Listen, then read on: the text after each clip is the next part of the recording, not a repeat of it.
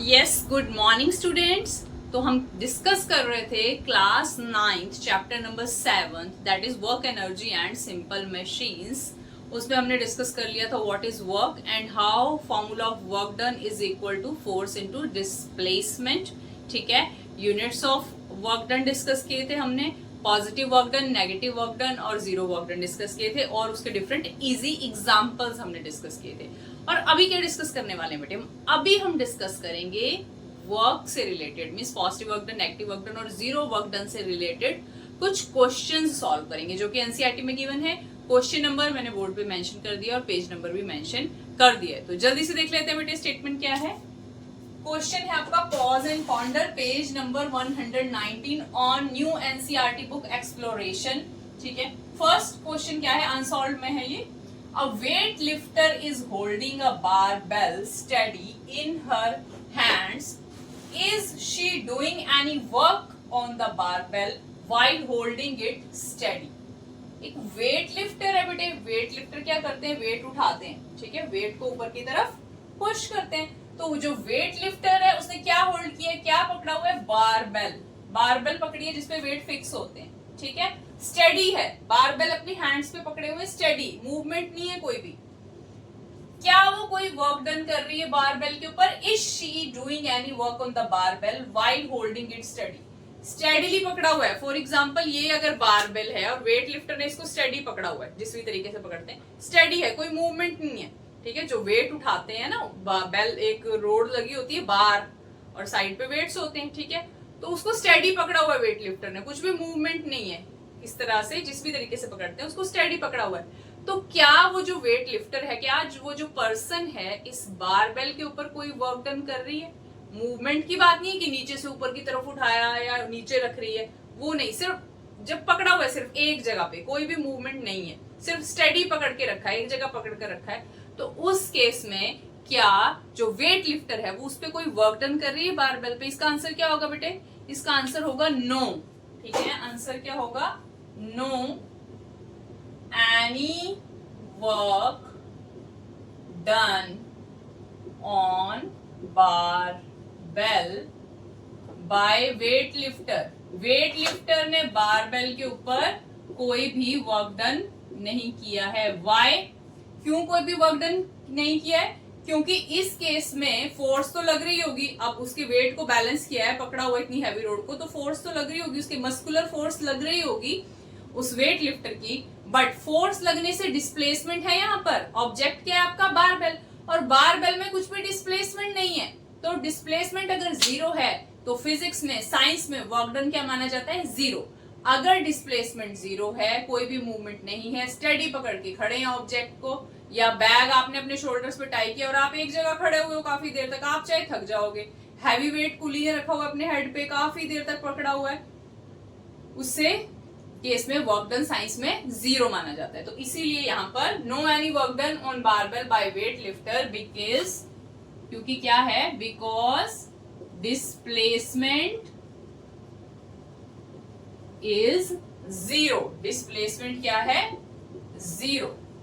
ठीक है, therefore work done is equal to force into displacement. इसमें अगर s की वैल्यू जीरो पुट करोगे, this is equal to zero. Therefore work done is equal to zero, क्योंकि displacement क्या है?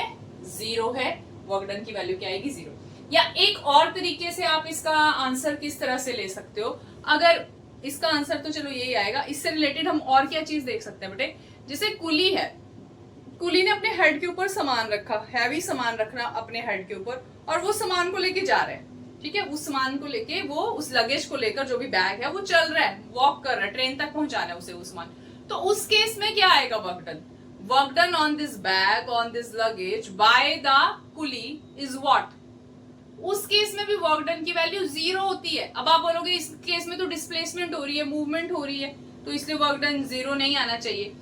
इस केस में वर्क डन क्यों जीरो आया बेटे? जो मूवमेंट हो रही है ना, वो इन द डायरेक्शन ऑफ फोर्स नहीं है।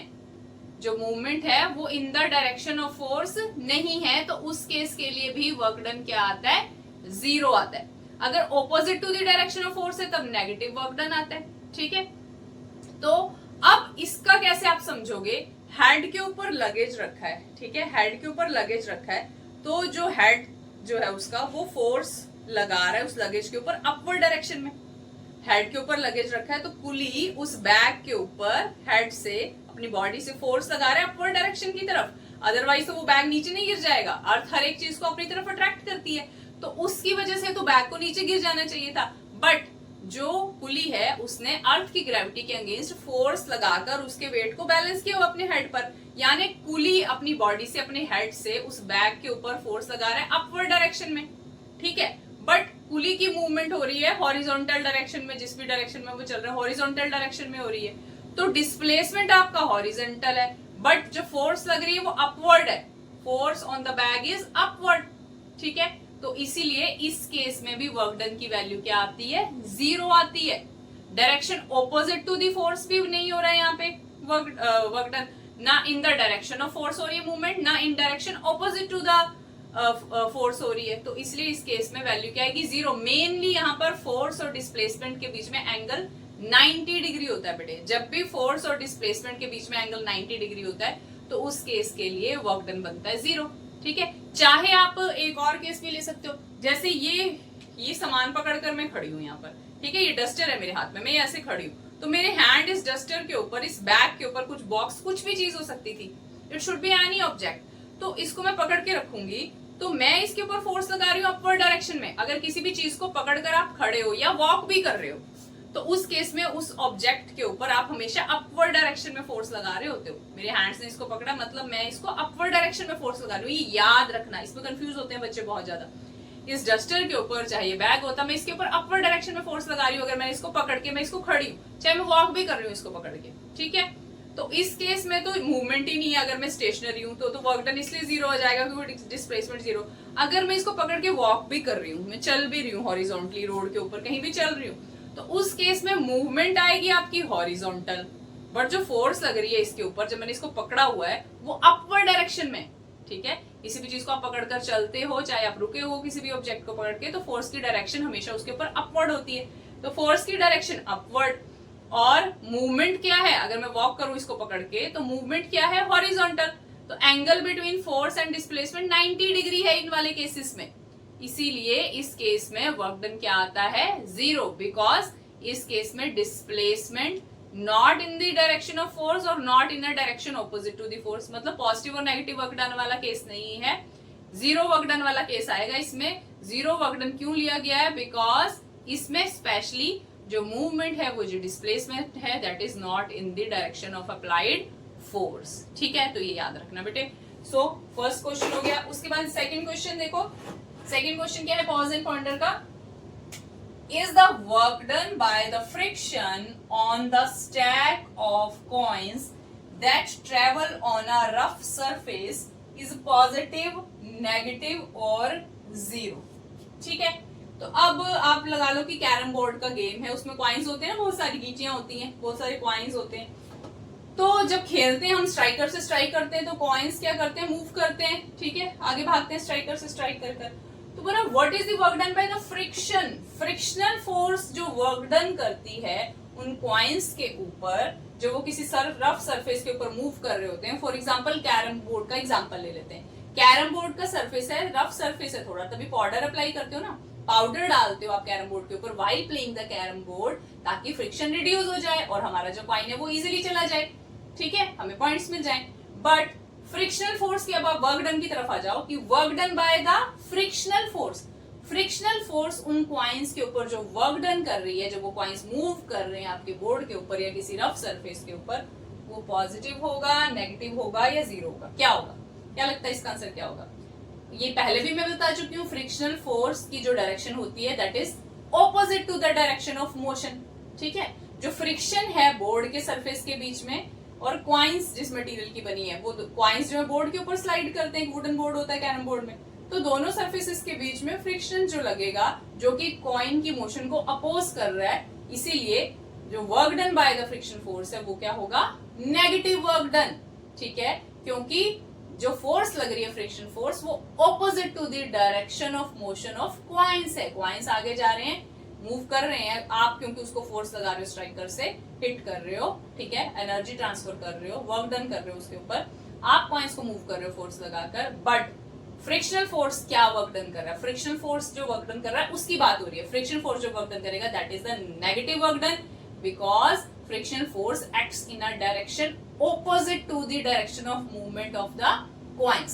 So this is answer of your question number 2. तो क्या सबसे पहले पूछा है कि वर्क डन क्या होगा, negative work done, okay, negative work done, negative work done होगा because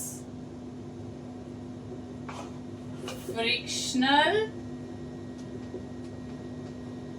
force acts in a direction opposite to the direction of displacement of coins, displacement of coins, ठीक है। So this is your answer number 2. सो ये 2 questions बेटे अच्छे से करना है, concept समझ के करना है, ताकि इससे रिलेटेड और भी डिफरेंट केसेस और भी डिफरेंट क्वेश्चंस आए तो आप उसको अच्छे से समझ सको। अब सॉल्व, यस बेटे, नेक्स्ट क्वेश्चन सेम पेज पर, पेज नंबर 119, सॉल्व एग्जांपल है, example number 17.1, example number 7.1, concept समझने की जरूरत है, ठीक है। तो क्वेश्चन देखो, while exercising a girl lifts a dumbbell and slowly lowers it down. Dumbbell होता है ना एक्सरसाइज करने वाला, तो एक गर्ल है वो एक्सरसाइज कर रही है, तो वो क्या कर रही है, जो डम्बल है, ठीक है, जो डम्बल है उसको स्लोली नीचे, इस तरह से करते हैं ना एक्सरसाइज, फॉर एग्जांपल ये डम्बल है तो इस तरह से करते हो आप एक्सरसाइज डम्बल को पकड़ के, ठीक है, डम्बल को पकड़ के आप इस तरह से एक्सरसाइज करते हो ना, तो क्या करते हो, एक बार इसको लोअर नीचे की तरफ लेकर जा रहे हो, एक बार इसको हायर ऊपर की तरफ लेकर आ रहे हो, ठीक है। तो उसने बोला girl lifts a dumbbell and slowly lowers it down. Girl dumbbell को ऊपर की तरफ उठा रही है, लिफ्ट कर रही है और फिर नीचे की तरफ लेकर आ रही है। 2 केसेस है, एक बार डंबल ऊपर की तरफ लेकर आना और एक बार ये डंबल, ऑब्जेक्ट हमारा डंबल है, ठीक है, ऑब्जेक्ट जिसके ऊपर फोर्स लग रही है वो क्या है, डंबल, एक बार डंबल को ऊपर की तरफ और एक बार नीचे की तरफ। तो पूछे फाइंड आउट करो, आइडेंटिफाई करो, when the girl does a positive work, girl positive work कब करेगी डंबल पे, on the dumbbell, and when she does negative work done on it. Positive work done कब हुआ है डंबल पर और नेगेटिव वर्क डन कब हुआ है इस डंबल के ऊपर। तो वर्क डन पॉजिटिव कब होता है, जब displacement in the direction of force है, और नेगेटिव कब होता है, जब डिस्प्लेसमेंट कहां होती है, नेगेटिव वर्क डन कब होता है, जब displacement opposite to the direction of force होती है, ठीक है। तो अब इसमें मेन क्या देखोगे आप, मेन ये देखोगे इस डंबल को ऊपर लाने का और नीचे लाने का जो प्रोसीजर है वो देखना है आपने। जब डंबल को आपने पकड़ा और आप उसको ऊपर की तरफ लेकर आ रहे हो, एक्सरसाइज करते हुए डंबल को जब ऊपर की तरफ लेकर आ रहे हो आप, ये डंबल है, अगर आप इसको ऊपर की तरफ लेकर आ रहे हो तो आप इसके ऊपर फोर्स लगा रहे हो, कितनी फोर्स लगा रहे हो, जितना इसका वेट होगा, इसके वेट के इक्वल फोर्स लगा रहे हो अपवर्ड डायरेक्शन की तरफ, ठीक है, इसके वेट के ऊपर फोर्स लगा रहे हो, वेट के इक्वल फोर्स लगा रहे हो अपवर्ड डायरेक्शन की तरफ, और मूवमेंट भी हो रही है अपवर्ड डायरेक्शन की तरफ। जिस डायरेक्शन में फोर्स लगाई आपके हैंड ने इस डंबल के ऊपर, अपवर्ड डायरेक्शन की तरफ फोर्स लगाई और इसकी डिस्प्लेसमेंट भी अपवर्ड डायरेक्शन में हुई। जिस डायरेक्शन में फोर्स लगाया उसी डायरेक्शन में अगर मूवमेंट है, डिस्प्लेसमेंट है, तो that is the positive work done. यानी जब लिफ्ट कर रही है गर्ल, डंबल को ऊपर की तरफ ला रही है, that is the case of positive work done. दूसरा केस क्या है, जब इसको लोअर कर रही है, ठीक है, जब गर्ल ये डंबल नीचे वाली डायरेक्शन में जा रहा है बेटे, उस केस में भी गर्ल खुद नहीं उसको नीचे लेकर जा रही, तब भी वो इसके वेट को बैलेंस कर रही है। गर्ल फोर्स डंबल के ऊपर तब भी अपर डायरेक्शन की तरफ लगा रही है, उसने फोर्स लगाना कुछ कम कर दिया बस, पहले जितनी फोर्स से ऊपर लेकर जा रही थी, जब नीचे की तरफ जा रहा है ना ये डंबल, तो वो इसके वेट को थोड़ा थोड़ा नीचे की तरफ जाने दे रही है, थोड़ा थोड़ा नीचे की तरफ जाने दे रही है, बट वेट को फिर भी वो बैलेंस कर रही है। तो इस केस में भी जो फोर्स लगा रही है ना इसके ऊपर, वो तो इसका वेट तो इसके हैंड के ऊपर ही एक्ट कर रहा है ना। जो वेट है डंबल का, चाहे वो हैंड को नीचे लेकर जा रही है चाहे ऊपर लेकर आ रही है, दोनों ही केसेस में इसका जो वेट है वो कहां पर लग रहा है, इसके हैंड के ऊपर। मतलब जब नीचे भी डंबल जा रहा है ना, उस केस में वो क्या कर रही है, इसके वेट को बैलेंस कर रही है। अगर छोड़ दे, अपवर्ड डायरेक्शन की तरफ फोर्स ना लगाए, तब भी डंबल नीचे नहीं गिर जाएगा। जब हैंड से नीचे की तरफ भी जा रहा है डंबल, तब भी, इसमें कंफ्यूज मत होना, तब भी फोर्स जो लग रही है वो नीचे की तरफ नहीं लग रही उसके हैंड से, तब भी फोर्स ऊपर की तरफ ही लग रही है। बट जितनी फोर्स वो पहले लगा रही थी उससे थोड़ी कम कर दी उसने वैल्यू, इसीलिए नीचे की तरफ जा रहा है वो डंबल। बट उसका हैंड जो है वो ऊपर की तरफ ही फोर्स लगा रहा है अभी भी इसके वेट को बैलेंस करने के लिए। ठीक है, तो उस केस में अब फोर्स चाहे हाथ नीचे जा रहा है तब भी इसके ऊपर जो फोर्स लग रही है उसकी डायरेक्शन अपवर्ड है डंबल के ऊपर, बट मूवमेंट जो है इस डंबल की तब नीचे वाली तरफ है। सेकंड केस में जब डंबल नीचे जा रहा है, उस केस में भी हैंड जो फोर्स लगा रहा है डंबल के ऊपर इसके वेट को बैलेंस करने के लिए, उस फोर्स की डायरेक्शन तब भी अपवर्ड ही है, चाहे डंबल को नीचे लेकर जा रहे हैं। बैलेंस तो तब भी कर रही है ना इसके वेट को, तो अपवर्ड डायरेक्शन की तरफ लगाएगी फोर्स, तभी तो बैलेंस होगा वेट। ठीक है, तो उस केस में भी फोर्स की डायरेक्शन अपवर्ड रहेगी, बट अब मूवमेंट डंबल की क्या है, डाउनवर्ड है। मूवमेंट डंबल की क्या है, डाउनवर्ड है, इसीलिए वर्क डन क्या आएगा, नेगेटिव वर्क डन।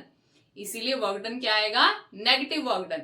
तो आप ये फील कैसे कर सकते हो कि जब आप ऊपर की तरफ लेकर आते हो, नीचे की तरफ लेकर आते हो, तो किस तरह से आप प्रोसेस करते हो, किस तरह से आर्म को नीचे लेकर आते हो, तो उससे ज्यादा क्लियर होगा आपको। ठीक है, तो सेकंड केस में जब डंबल नीचे की तरफ जा रहा है, for that case work done is negative, और फर्स्ट केस के लिए वर्क डन क्या आएगा, पॉजिटिव। ठीक है, तो वर्क डन आपका पॉजिटिव कब आएगा,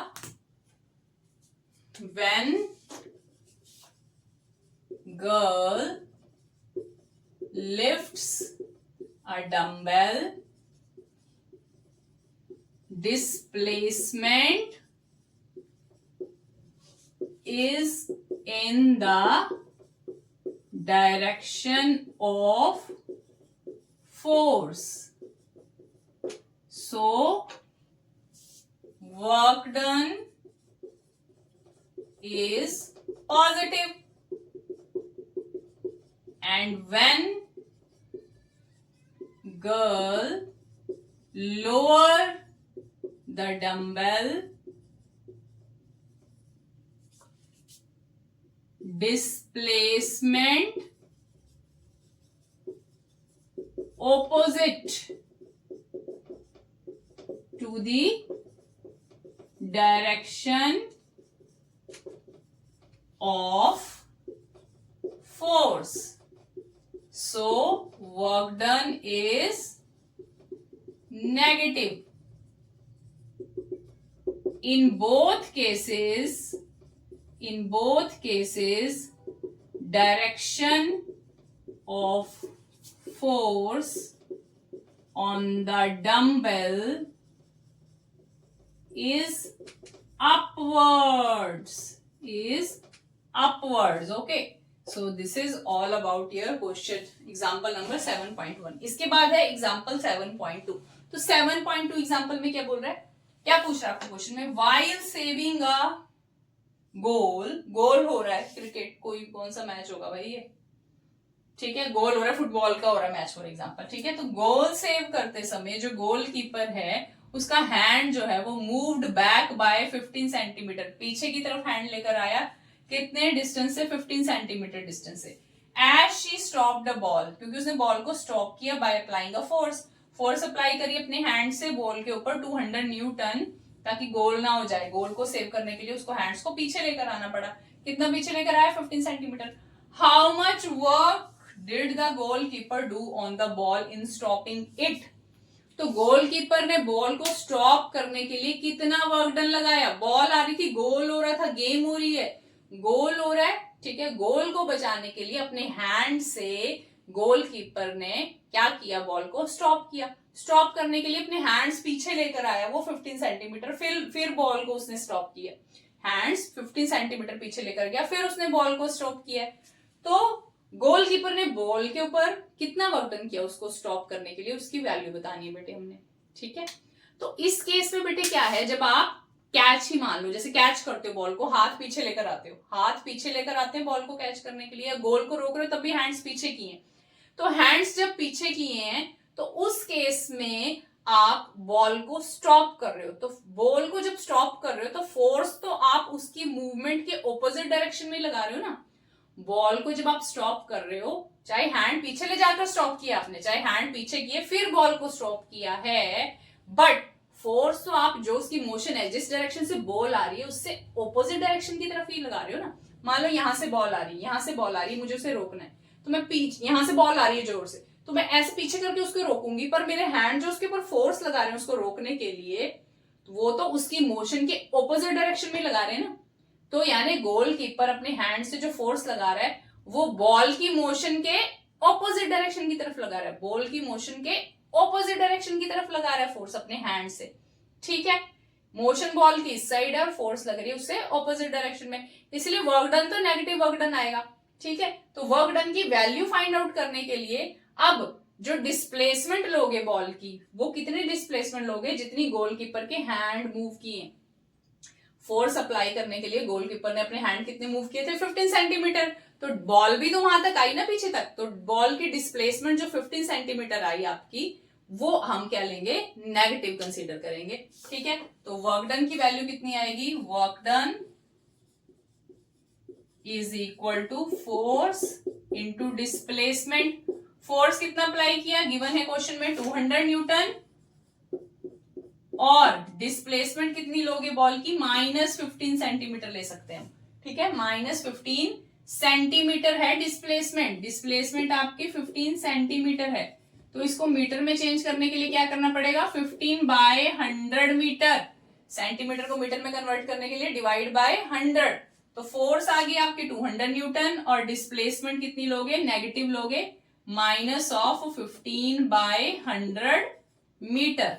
डिस्प्लेसमेंट नेगेटिव लेंगे क्योंकि नेगेटिव वर्क डन है, नेगेटिव डायरेक्शन में डिस्प्लेसमेंट है फोर्स की डायरेक्शन के, तो 0 से 0 कैंसल, कितना है आपका -30 न्यूटन, सॉरी न्यूटन नहीं जूल्स, न्यूटन और मीटर कंबाइन होकर क्या बन गए, जूल, तो 30 जूल आएगी आपके पास वैल्यू किसकी, वर्क डन की वैल्यू, कैपिटल जैसे डिनोट करोगे। ठीक है, 30 जूल क्या आया, -30 जूल आई आपके पास वर्क डन की वैल्यू।